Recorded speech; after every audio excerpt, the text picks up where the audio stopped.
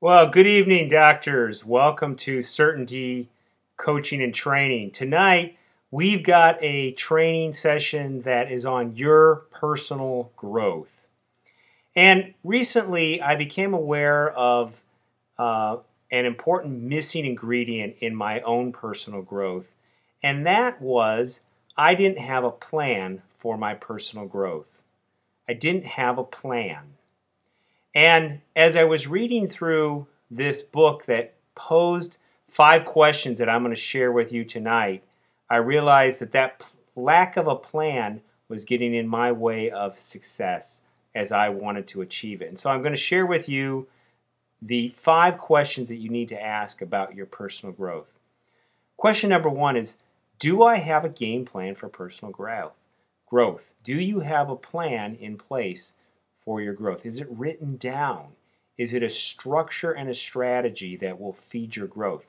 Well, for me, quite honestly, I've always been involved in personal growth strategies, but never actually had a plan that was something I followed, a roadmap, if you will.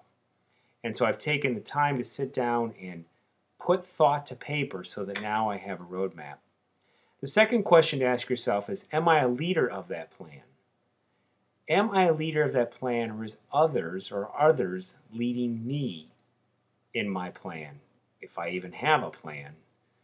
But it's important for you to begin to trust your own instincts, to be able to recognize that you are a leader. That doesn't mean that you don't necessarily seek the counsel or advice of other people. In fact, that shows good leadership when you actually defer to other individuals and allow them to counsel you and give you advice. But are you a leader of your plan? The third question to ask is, am I willing to change to keep growing, even if it means my current position or situation, I need to change it if I'm not experiencing growth? Am I willing to change to keep growing? Well, this is something that, quite honestly, we can frequently get stuck and very comfortable in scenarios.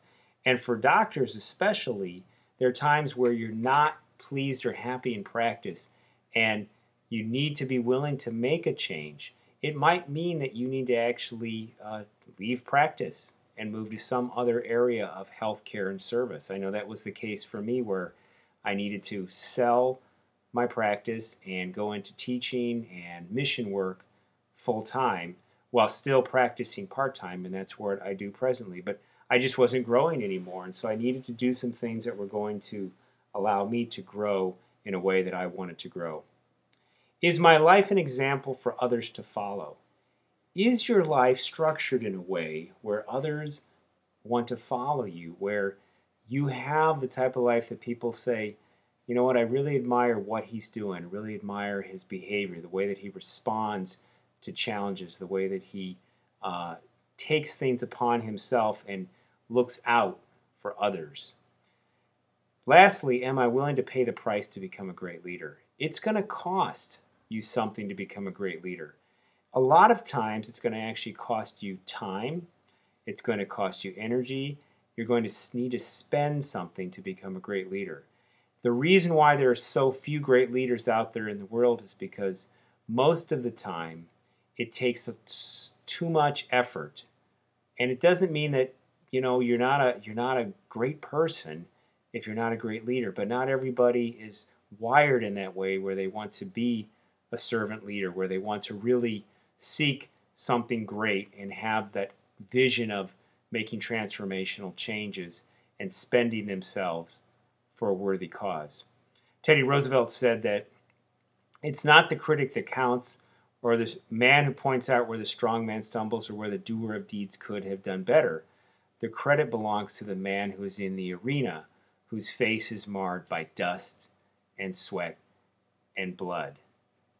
He spends himself for a worthy cause. He spends himself for a worthy cause. That's what you want to be willing to do, is to spend yourself for a worthy cause.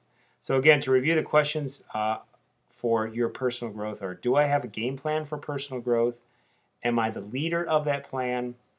Am I willing to change to keep growing, even if it means I have to give up my current position or situation if I'm not experiencing growth? Is my life an example for others to follow? And am I willing to pay the price to become a great leader? Well, I know if you're training with me that you are paying a price, and I want to continue to encourage you in your greatness because you're all great and you're all doing great and wonderful things in the world.